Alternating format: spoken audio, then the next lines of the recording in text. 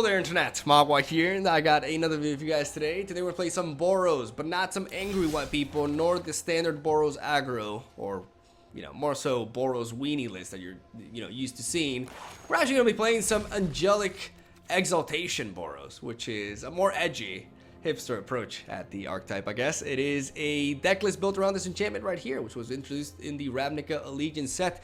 A 4-mana enchantment that says whenever a creature you control attacks alone, it gets +X/+X until the end of your turn, where X is the number of creatures you control. So we have a strategy that revolves around swarming the opponent with creatures. We have the likes of Goblin Instigator, we have History of Benalia, and we have Legion Warboss.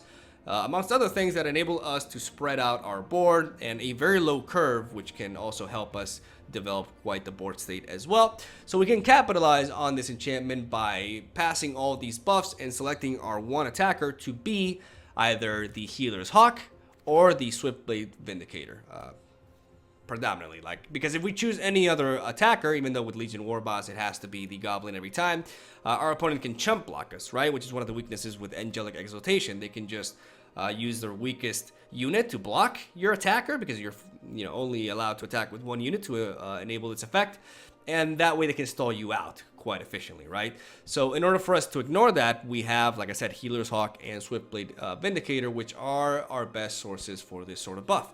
Not counting, obviously, stuff like Aurelia, which comes later in the game, right? Healer's Hawk because it has flying, so it's harder to block, as a flyer is. And Swiftblade Vindicator because he or she, I assume it's gender because I can't really tell, honestly. Yeah, don't want to get in trouble. Jesus.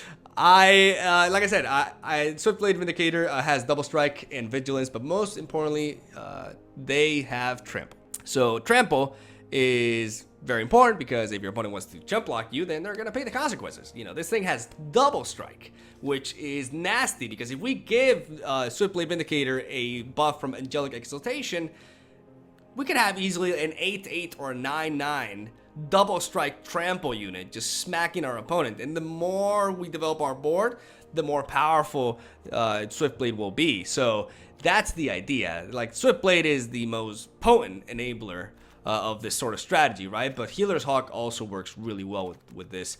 But it's not like I said, whenever I try a new strategy, or whenever I talk a little bit about synergy and jank decks in MTG, something that I've said in the past and that we'll repeat today is that in order for a jank deck or a more original sort of tactic deck to work in Magic the Gathering, you can't be a slave to its combo. So what I'm trying to say here is that this deck can easily win without Angelic Exaltation going off. This deck is designed so that while it can benefit from this, it doesn't require this specific combo in order to win, right? Which is the mistake that I see with a lot of deck builders out there when they try to make jank decks. They focus a lot on the specific strategy being able to work out and just pull the games for them. And if they don't draw the right cards, then they automatically lose. So I say this because while this deck obviously benefits from Angelic Exaltation and can really capitalize on it, it does not require it to win. We have a very low curve, and we have the standard, things that make Boros aggro decks or weenie decks work in general. We have 4 copies of Benalish Marshal, we have History of Benalia, we have Legion's Landing, we have, like I said, good 1-drops, good 2-drops, good 3-drops, a lot of speed, removal and Conclave Tribunal, and Aurelia as a potential finisher. We have a deck that can curve out really well, can apply pressure, and can kill our opponents before they get their own strategy going. So we don't necessarily need for this to win the game for us. But it's a very powerful tool for mid-range matchups specifically, where, we reach a bit of a stalemate because both us and our opponent have developed, a hefty board. And Angelic Exaltation is a stalemate breaker, or a stale breaker, English. And in scenarios like that, it can really put in the work, even though this deck kind of gets obliterated by Finality from Sultai midrange, which is the most common midrange matchup we'll face. But, you can't have everything, right? And speaking of Sultai midrange, that is what the sideboard is for. We have 4 Tocatli Honor Guards, 4 Lava Coils, 3 Tejik Legion's Edge, 2 Ajani Adversary Tyrants, and 2 Lyra Dawnbringers. Obviously, Tocatli Honor Guard is predominantly for the Sultai/Golgari mid-range matchups, as she will deny Explore and any sort of ability to trigger upon entering the battlefield, so that really stops pretty much everything from Sultai mid-range except for Hydroid Crassus, which is incredibly impactful. Also, she's very good against mono red aggro as well, amongst others. So very, very powerful card for that matchup, as Sultai mid-range is perhaps the most popular mid-range deck in the metagame. I mean, most definitely as of right now. So very, very, very good.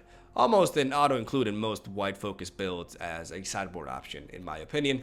4 Lava Coils for the aggressive and mid-range matchups. Again, very good against Sultai mid-range as well, but also very good against mono blue tempo, mono red aggro, you know, Azorius aggro, etc. For faster decks, we need this removal.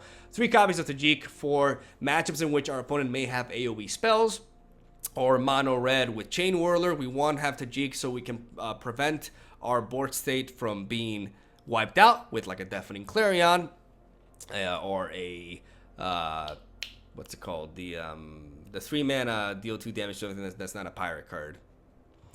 God damn it, what was it? A Fiery Cannonade. There we go. So Tajik prevents AoE from clearing our board since we do try to swarm. Tajik also is good against control decks in general because he's a haste unit that has Mentor. So Tajik is there for control matchups specifically, but I don't like him in the main deck because I don't think he's as good as Benelish Marshall there, in my opinion. Ajani for more slower matchups as well. He can apply quite a bit of pressure, and Lara Dawnbringer for aggressive matchups. Mono blue tempo, mono red aggro, Azorius aggros, aggro decks in general. We switch around and we play a more defensive role with our angels, and we try to win the game with Lara Dawnbringer instead. And that is the deck list right there. Very fun to play, you know, pretty efficient, and has a pretty cool strategy that a lot of times your opponent does not see coming, and it's pretty fun at that. I'm going to showcase off best of 3 games, and also going to finish off the video with a best of 1 series, as I was searching for a good matchup to showcase off Angelic Exaltation, because it does not always you know, come into play in games, even though, like I said, it's what I want to showcase off with this build. It's hard to get the combo off, especially if your opponent's sideboard in enchantment removal and stuff. But yeah, hopefully you guys enjoy the video. Leave a like for the daily MTG content. Hope you keep enjoying it, and I'll keep it coming. So yeah, have a solid day. I'll see you tomorrow with more. All right, here we go. I gotta say, MTG Arena is a little bit laggy. A little bit. Quite laggy, actually. It feels like I'm playing at 10 frames per second. And it's not my computer's fault. It's not, like, my internet. I think it's actually, like, the patch. They didn't really manage it as well as they should have or something. I don't know. It's obviously hard every time you make a major patch to a game, right? Like, I'm not a game developer, but it's clearly, like, the patch's fault, not like the actual computer or the internet, like I said. So just keep that in mind in case it starts like being really choppy and stuff. I'm gonna mulligan this though, and I'm gonna keep this hand in hopes that I can draw into a red source of mana. As we draw into another Boros Challenger. Here's where I would top deck, you know, my Clifftop Retreat or my Mountain, and I'm just happy with life and everything. Or, you know, not. Like, I'm actually concerned I'm gonna get, like, legit mana. I mean, this is not a hand that I would have initially kept, honestly, but I already mulliganed once, and dropping down to 2 mulligans seems like a little bit of a kind of like already lose scenario. Yeah, we're getting smacked here. I think I'm going to trade with this. I need to slow him down a little bit.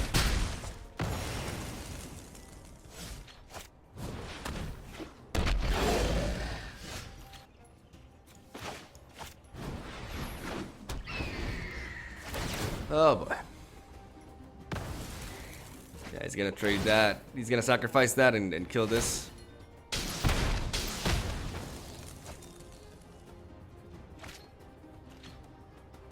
And we're getting aggroed.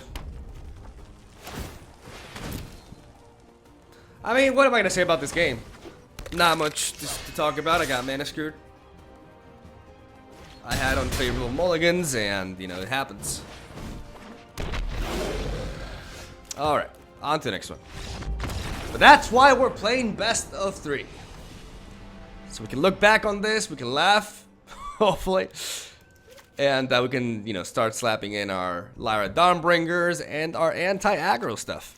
including the lava coils right there. So I'm gonna put all that in. I'm going to so I'm gonna take out a couple of Benelish. My Benelish Marshals are pretty good here. A couple of Conclave Tribunos, since we are running 4 lava coils already. So we're gonna take out 2 of them. We're also going to honestly take out 2 Benelish Marshals, even though they can be good at. I mean, Benelish Marshals can be really good at blocking an onslaught here. So I'd rather take out maybe a couple of Goblin Instigators. And honestly, the Legion War Boss seems like a bit of a... Because our opponent has a very aggressive deck, so Legion War Boss does not do well when we're on the defensive. Because we don't want to use his body to block. I think I'll keep it like this. So we're facing some sort of like Rakdos aggressive build. And we're going to try to adapt it this way. We're obviously going to go first, and we're going to cry every time because, again, we keep getting mana screwed. Again and again. We're going to keep that there. I mean, next turn we can drop double 1-drop, so this hand is actually solvable. Yeah, see, that's what I'm talking about with the lag. Holy mother of lag. We're going to drop the Healer's Hawk and the Legion's Landing. Get double lifelink in there. And next turn we'll be able to follow that up with History of Benalia. And we have the Angelic Exaltation with a flyer on board. So unless our opponent has like a Carnage, yeah, we're not going to trade into that, right? Nah, we're fine. Our opponent can smack face all he wants. It's going to be pretty futile.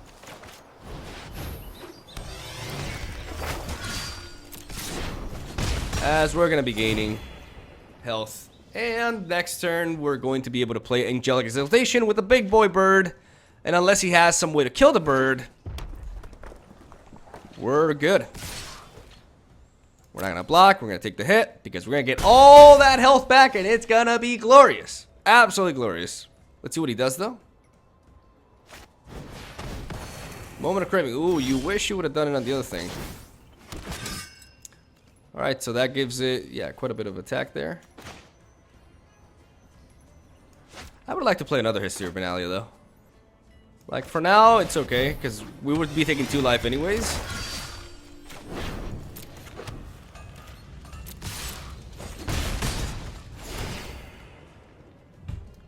So we can heal back a little bit of damage. And I'm about to sneeze.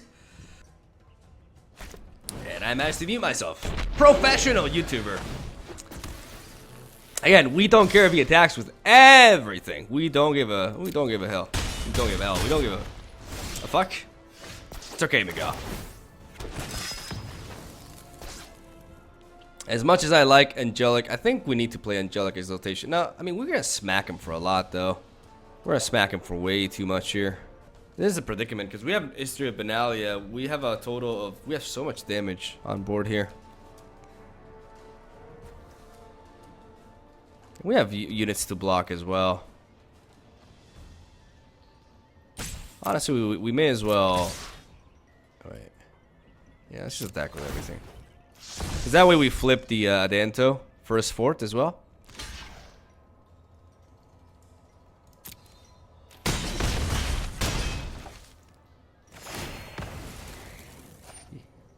Just go space with that.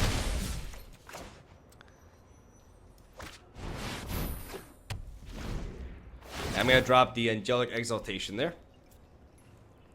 Why? Because next turn I can play another one and they stack, which means I can give the +X to one of my creatures here.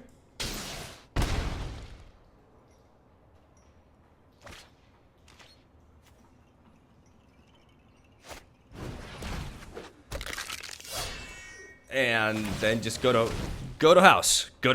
English. Didn't get to actually proc it, but I was gonna, get a shitload of health back because basically that was +4/+4. Yeah, that was like at least 9 health back, which is pretty damn glorious. We're gonna keep it like this and go into game 3. For a second, I thought I muted myself again there. All right. That first game, like I said, we got mana screwed, and that's why I love best of 3, because we can make up for that, even though now we're going second. is very important to note. And we are at the mercy of our opening hands as well. This is what happens when you play like a very aggressive deck like this that has a less amount of lands. You can get significantly screwed by that, but it's worse to get flooded with a deck like this. So you kind of have to take the risk. I'm gonna keep this hand, even though it's rather slow. It has double Angelic Exaltation and, most importantly, a Lava Coil. And that Lava Coil right there can enable us to slow our opponent down. And also Goblin Instigator is a good way to, you know, block stuff.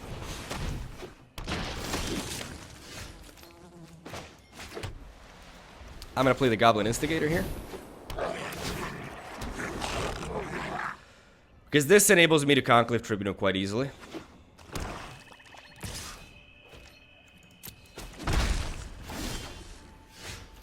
That's adorable. He thinks I actually want to trade.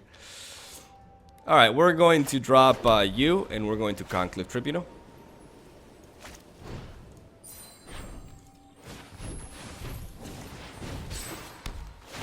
This away. And we're gonna attack. We're gonna leave our Lava Coil for something else.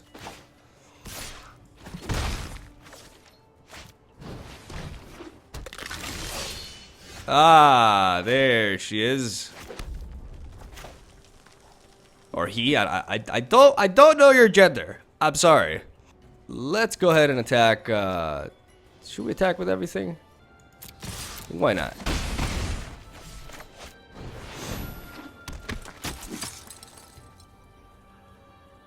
I'm actually gonna Lava Coil you.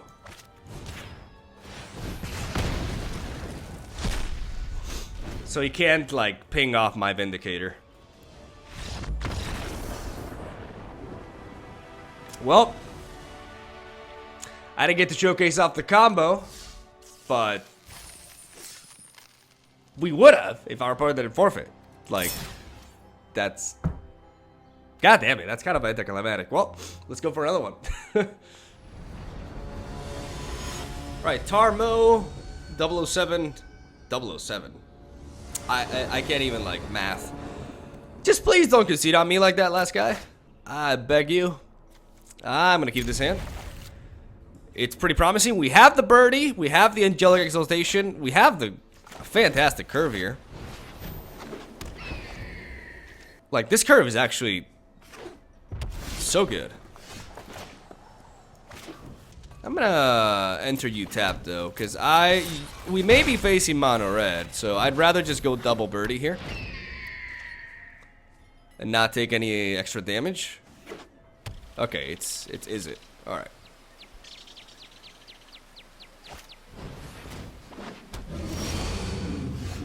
Okie doke.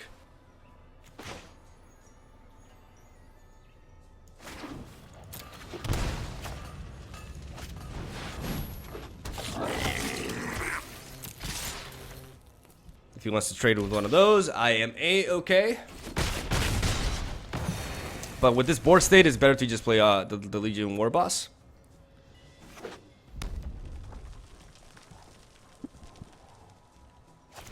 Okay, just gonna Lava Coil there. That's fine.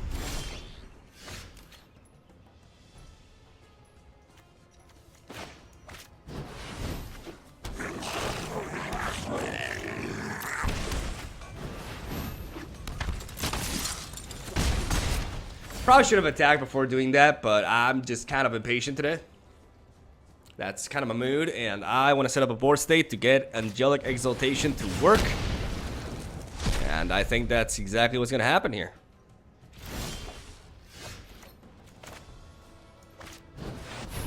He may have a shock. Or he may... God damn it. Well, fine! What a dick. Well, that really sucks. Tarmo.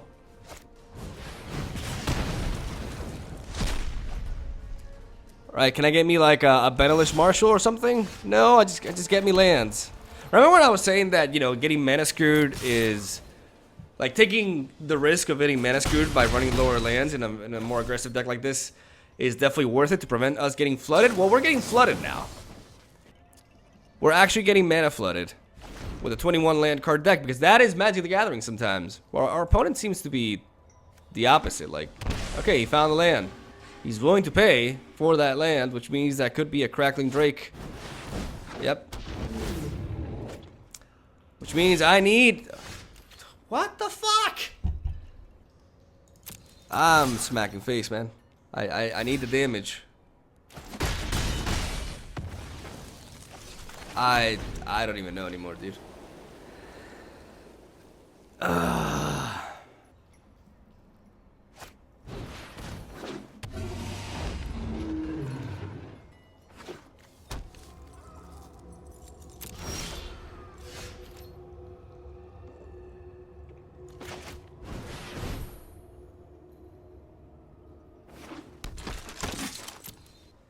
Alright, so if from this point onwards I don't draw lands, I think even then we're kind of screwed, but we have our opponent so close to death.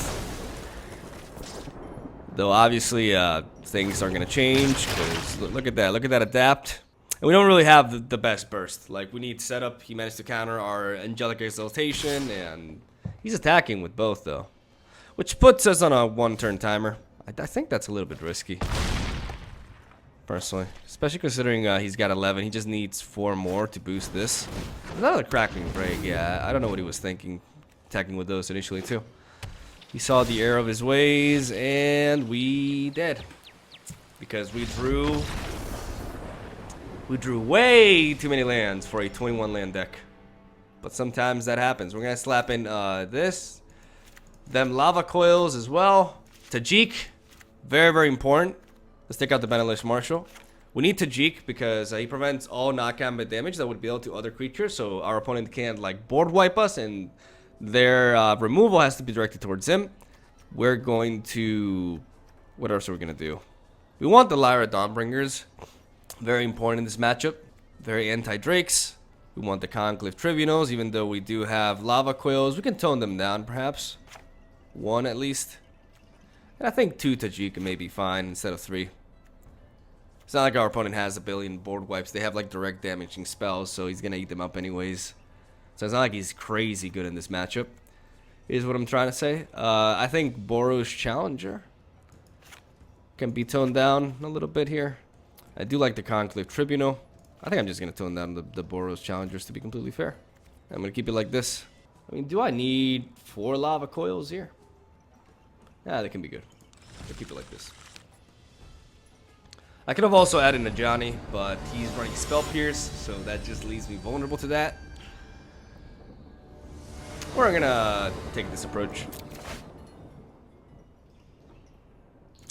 I'll keep this hand.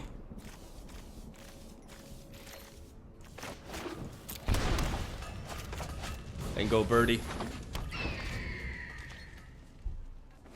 Because even if I don't draw lands, which I do anyways,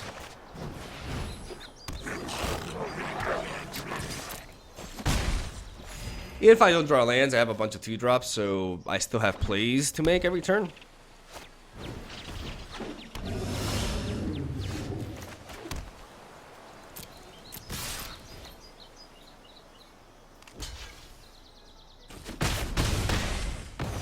I'll gladly trade that with the Terramander. Terramander can become a huge threat later down the line. We're going to drop another Goblin Instigator. And we're just going to try to swarm him. All we need is an Angelic Exaltation, and we could just be looking at some very powerful Swift Blades here.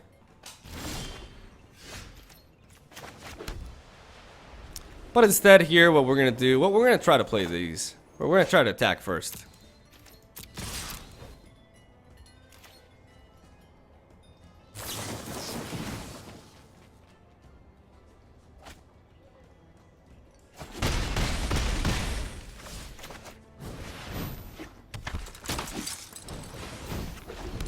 If he has a Fiery Cannonade, then so be it. But we're going all in.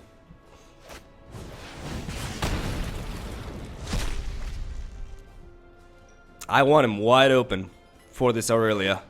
And that's exactly what we're going to get.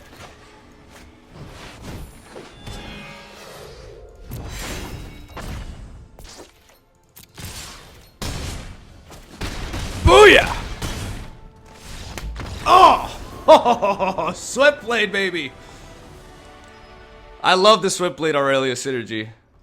I think maybe we could tone down one Lava Coil since we do have triple Conclave Tribunal as well. We can just drop down one Conclave Tribunal and go with 4 Lava Coils. And instead, we should be adding... I think I want one of Johnny.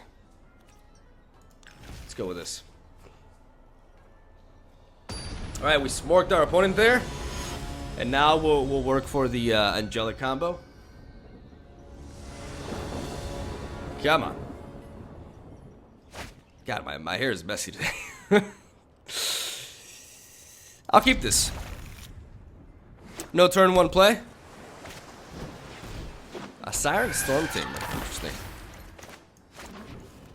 But we are going to be able to curve out into our 3 drops, which is very important. We're going to lead off with the Goblin Instigators, as they are harder to answer.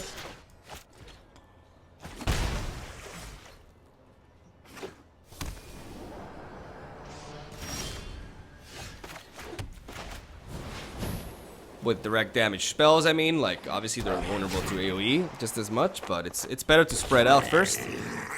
And I believe, well, it depends. If he leaves an island open, I'll play Tajik instead of History of Benalia. Because I do want to play around Spell Pierce. If he drops like an Enigma Drake on curve and leaves no lands open, then I'll drop the History of Benalia.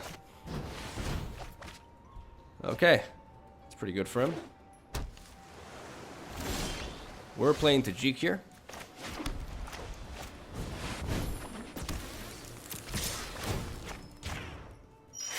Gonna become his mentor. Gonna smack him hard.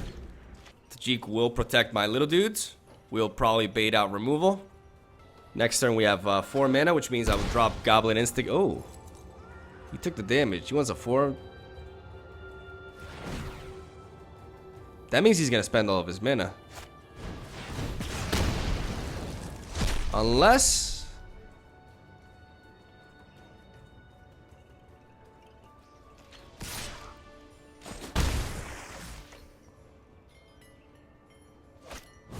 Okay. So this means we go for History of Benalia.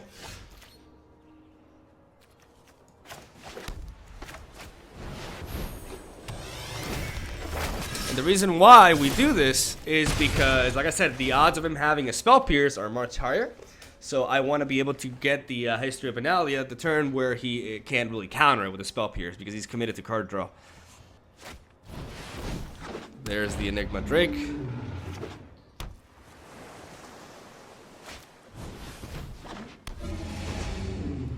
There's a Terramander.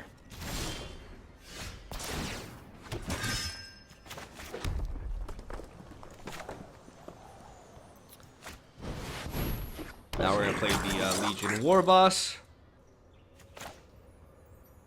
How many cards does he have? He can definitely proc that next turn. But he can only block 1, so there's no reason for me not to attack with these 2 at the same time. Meaning, I mean, even with this, that means I get like 2 damage on him, and I need all the damage I can get, right? But I would like the Swiftblade. No, because next turn, even if I draw Exaltation, I'll use these. So I want the Instigator.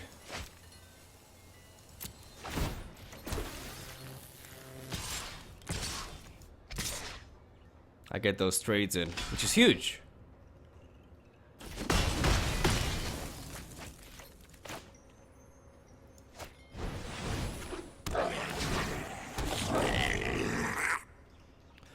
Because if I play Swiftblade and even if I draw Angelic Exaltation, I won't want to use it next turn.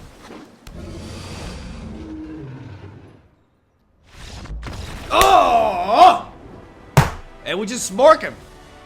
We just outpace him and we smork him, baby. And we get a pack, which I will open in the middle of the video. Why not? Also getting close to that mythic wall card. Nice. And we just get some gems because I pretty much have an entire Ravnica Legions collection. Hashtag pay to win in the comment section down below. And yeah, I am not satisfied though. I want that Angelic Exaltation. English. I want my English and my angelicness in this video. So we're gonna keep on going. Alright, so I'm switching to best of 1 because in best of 3, I'm just not managing to get the combo. I've had a lot of games and I've had a pretty damn good win streak as well, but I'm kind of winning in a boring way, which is, you know, the standard white weenie way of winning with Bannerless Marshal and Knights of Benalia or History of Benalia. So it's not, because I keep getting my combo pieces, but people are teching in anti-enchantment stuff, and it's not, like, they're teching in too much of it, considering I'm an aggro deck, so I don't think they're, like, sideboarding properly, but they are stopping the combo properly, and I'm just also, like, not drawing into it. So I figured that it's probably easier for me to showcase it off in best of 1, because, you know, I want to make this video about the combo, right? Like, I want to showcase off just how sweet it can be. And I guess today while I'm recording it's becoming a little bit more difficult. So, dude, my avatar keeps changing. I don't even like the fire guy. I don't know what that's about, but whatever. We're gonna keep this hand, even though we don't have a red source of mana for Boros Challenger. We do have a turn 1 Healer's Hawk and a History Benalia, and we do have Angelic Exaltation as well. So these two cards combined can put in a lot of work. Obviously, drawing a red source of mana can make this hand pretty complete, but that is to be seen. I'm not gonna mulligan just because of that, right? Like, that's the only reason why I would mulligan, and I like the other reasons more. If that makes any sense. Turn 1 Land of our Elf. Alrighty. Well, turn 1 bird. Take that. I think this is more threatening. Turn 1, just to be clear. Okay. Midnight Reaper. Alright. And unfortunately, we don't draw into that source of red mana, so we miss out on our 2-drop, but eventually we'll draw into it, and we do have a History of Benalia on curve here. That'll get us somewhere. It seems we're facing Golgari mid-range. Gonna take the hit. He seems to be preserving Land of our Elf. Okay, now we get it. Maybe it's time to play the Legion War Boss instead. I mean, he must be like preserving like a Vrasa's Contempt or something. So I'm still gonna go for Histories of Benalia. Though Legion War Boss, this is like a good moment to play it because there's a blocker that he doesn't want to go for. But I have a feeling like he's preserving some sort of like creature removal. I should have attacked with Healer's Hawk first, anyways. But I was debating playing this, so if I play this, it has to be before the combat phase, so I kind of derped there because of that decision. Yeah, there's the Vrasa's Contempt on a Knight of Benalia. Yeah, I assume he was preserving that, that's why he didn't attack with this. So if we would have played the Legion War Boss, that still wouldn't have been a favorable trade. Like, I'd rather have him... Oh, is he going to destroy my enchantment? Let's tear this place apart. No, he's not. Balance comes. Alright. I doubt he'll attack with the Midnight Reaper. Well, he could. He certainly could. He is going to.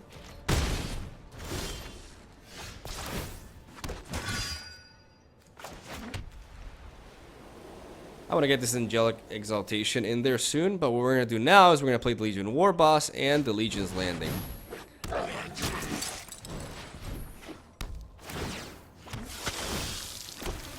And we are gonna attack Vivian. Scars are lessons written in skin. Because we need to set up this board. And now we can play Angelic Exaltation next turn.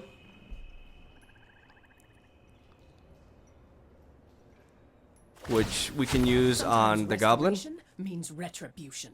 Or maybe we'll wait 1 turn because he's used Vivian. Not sure I agree with the way he's used Vivian there. This is actually fine. We continue to build up the board. Okay, so we're going to attack with the Hawk here. We're going to attack with one of these. And we can attack with the other one to proc the Legion's Landing. I think I like that. Do I like that?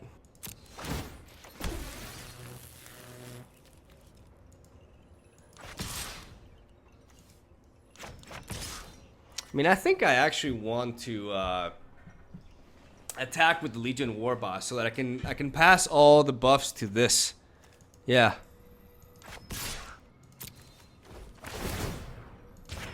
Yeah, I'm gonna attack with the Legion War Boss. It'll get blocked, and that's fine. But I get to buff the healer's hawk, and then next turn I get to set up my board anyways. Not bad for a mouse.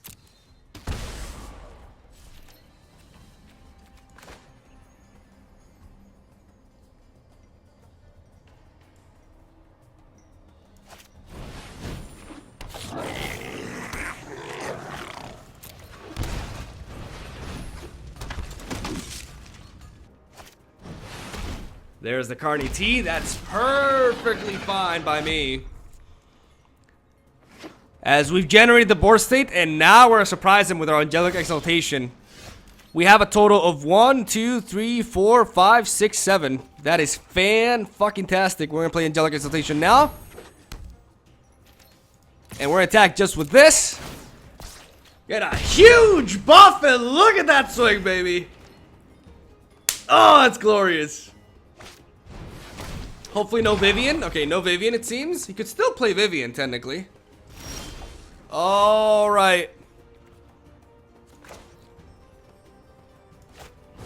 How about we get that Benelish Marshal in? He may have removal. Or he doesn't. There we go. That was exact lethal actually. Like that was 3 plus. Yeah, it was 9 before, so it was 11, so we had an exact lethal there. So unless he had, like, another Ross's Contempt or a cast down, we actually got him. So, hey, I got to showcase off the Angelic Exaltation. I don't know why it was so difficult for me to do so, but I did not get to showcase it off with Swiftblade Vindicator. I just wasn't lucky in my games today to get the two to work together, but it legit works. Like, off camera, I've made the combo work, and it's like, I don't know, it's a pretty cool way of playing Boros. And this is a pretty cool card in general, though it does require, like, it is vulnerable, right? To, even the Golgari matchup, like, Finality kind of absolutely destroys his deck. But it's still a very fun way to play Boros. Like I said, it's kind of, like, different than the standard Weenies version. And it's pretty damn sweet when you get Angelic Exaltation to put in the work. So, yeah, I showcased off the sideboard a little bit today as well, as we had a lot of best of the. I think it was a pretty complete video. Like, I got a lot of footage, so I'll give you guys the best games, and yeah, thank you guys for watching. Hope you enjoyed. Leave a like if you did, and I'll see you guys tomorrow with more.